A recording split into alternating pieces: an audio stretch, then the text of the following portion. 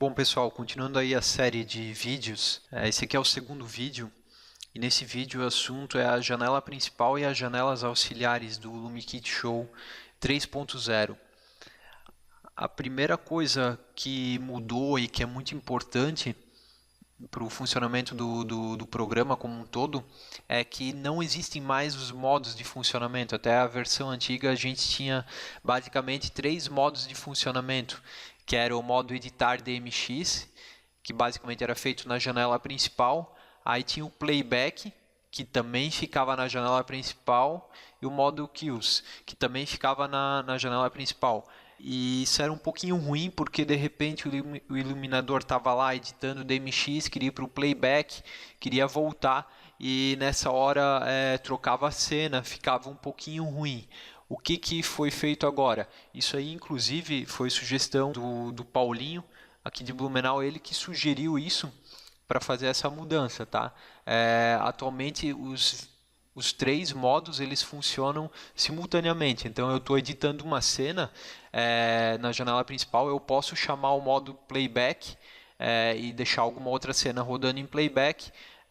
E assim também no antigo modo Kills, que agora também fica numa janela separada.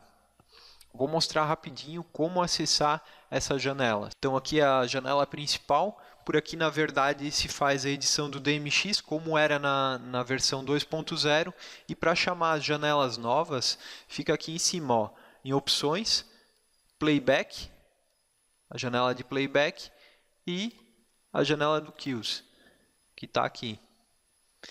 Uma coisa importante sobre essa nova versão é assim, ó, a janela que está selecionada é a última que fica por cima de tudo, com exceção da janela aqui de trás. Então, aqui no fundo eu estou alterando alguma coisa, só que essas janelas aqui continuam aparecendo. Então, você pode organizar as janelas aí como preferir. Vai arrastando de um lado para o outro, bota em algum lugar que não esteja atrapalhando. Porque a ideia agora é também assim, ó, como tem muito controle, e eu estava observando que muita gente também está usando 2 monitores. Isso aqui era um problema. O software antes com 2 monitores ele não funcionava muito bem. As janelas apareciam no meio dos 2 monitores e tal. E isso foi corrigido agora nessa versão. Então isso aqui, por exemplo, você poderia passar para outro monitor. Aqui não está aparecendo, tá? Porque eu estou gravando só esse monitor principal, mas então poderia deixar lá no outro monitor e organizar como preferir. Para fechar a janela, simplesmente usa o X aqui, ou a bolinha vermelha. Uma coisa muito importante é o seguinte: se eu estiver usando o playback, tiver com alguma cena aqui aberta, e a hora que eu fechar o playback aqui, ele vai deixar de executar.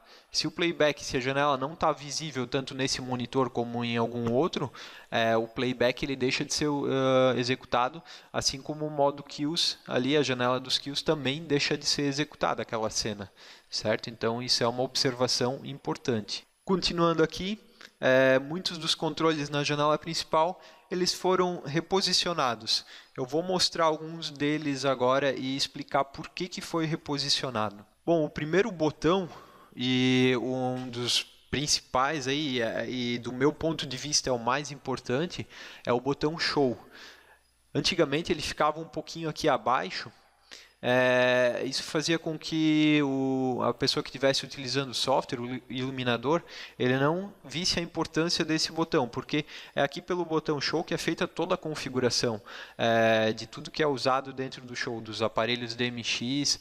E os botões que estavam antes ali, que eram dos modos de funcionamento, não existem mais, porque não tem mais essa ideia dos modos de funcionamento. A parte de novo Show, abrir, salvar, que era quando se trabalhava com arquivos, foi deslocado um pouquinho para o lado.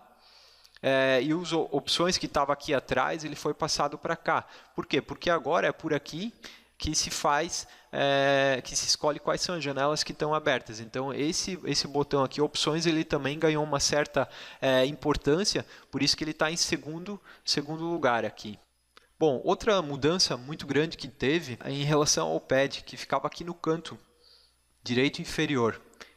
Então aqui o iluminador tinha o P1, P2, P3, isso foi tudo passado para cá. Por quê? Porque eu observei o pessoal usando e eu vi que eles não estavam, do meu ponto de vista, dando a atenção que era necessária para isso aqui. E acabou que ficava um pouquinho estranho como eles montavam cenas. Por exemplo, o iluminador montava uma cena usando o P1 para criar qualquer tipo de movimento, e daqui a pouco na outra cena ele estava com o P4 para criar outro movimento para aquele mesmo aparelho que ele usou no P1. E eu não estava recomendando as pessoas a usar dessa forma.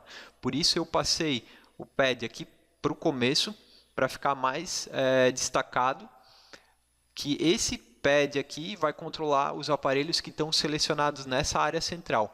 Eu vou abrir um arquivo aqui como um exemplo para vocês entenderem melhor o que eu estou falando. Bom, aqui eu tenho um exemplo de um show e vocês podem ver que eu tenho alguns conjuntos aqui. Por exemplo, tem 8 moving bin aqui, tem 4 moving LED, tem mais 4 outros movings aqui, outros 4 movings aqui. Então, o que eu costumo fazer? No P1, eu sempre uso os mesmos movings. Então, todas as cenas que tem aqui embaixo, sempre que eu for no P1, vai estar esses movings aqui. O movimento está vindo daqui, se eu estiver usando o pad para fazer algum movimento. Da mesma forma, para o P2, nesse caso, eu estou usando esses 4 movings aqui em cima. O P3 eu estava usando esses movings aqui.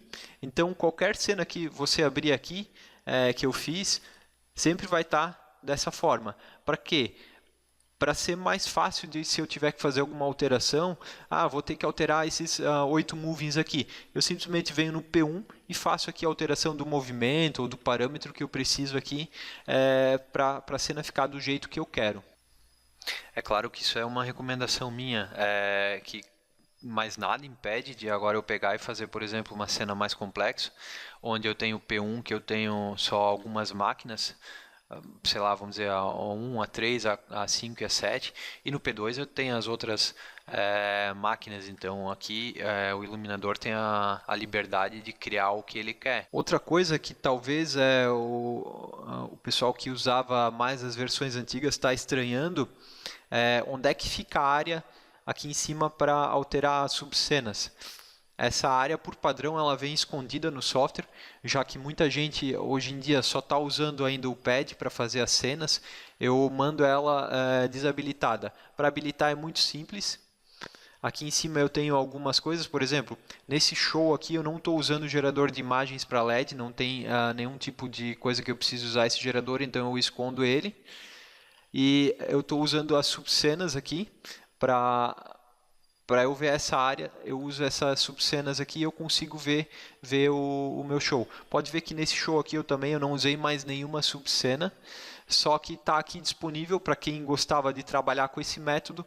É só vir aqui e habilitar os subcenas. Aqueles botõezinhos que tinha antes, que eram os canais passar para o manual, passar para a cena, fazer a cópia da cena para os canais manuais, eles estão aqui, nesse lado. A inversão de pan e tilt está nessa área aqui. E o blackout, ele é esse botão grande aqui agora, dá na mesma se eu chamar com espaço, por exemplo, eu aperto espaço, vai dar o blackout, ou aperto aqui, vai fazer o blackout da mesma forma. Vou esconder de novo essa subcena aqui que eu não estou usando, e talvez alguém sentiu falta lá daquelas barrinhas DMX que a gente tinha na versão anterior, que ficava aqui na parte de baixo. Ela pode ser vista aqui em opções, janela DMX. Vê que por aqui eu consigo ver as barrinhas que eu alterava.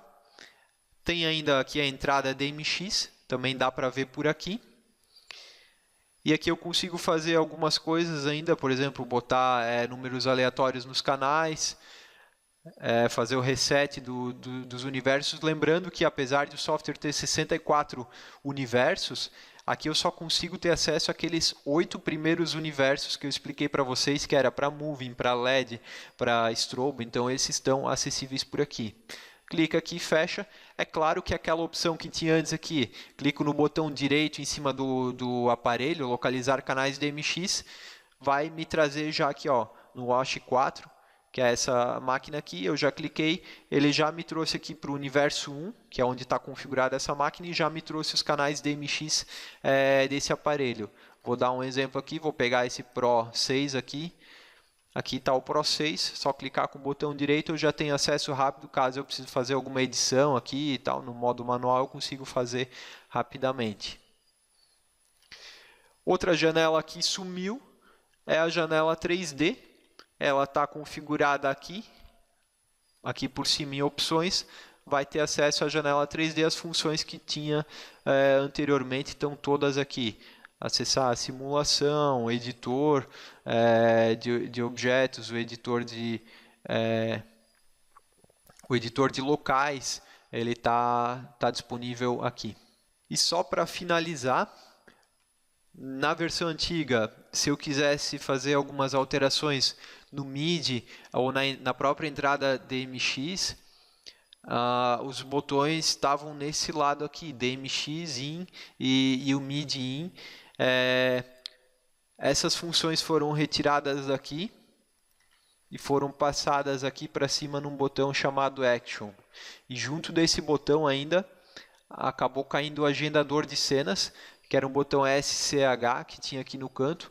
Eu acabei removendo ele e passando aqui para cima também, porque são funções, por exemplo, o agendador ele não é tão usado, não justificaria ter um botão só para ele aqui na janela principal, e o MIDI e o DMX geralmente se configuram uma vez, e aí está configurado e não precisa ter um botão específico só para ele, então isso foi agrupado aqui nesse canto direito superior da janela. Tá certo? Era isso para esse vídeo. No próximo eu vou falar um pouquinho da configuração do show e até lá.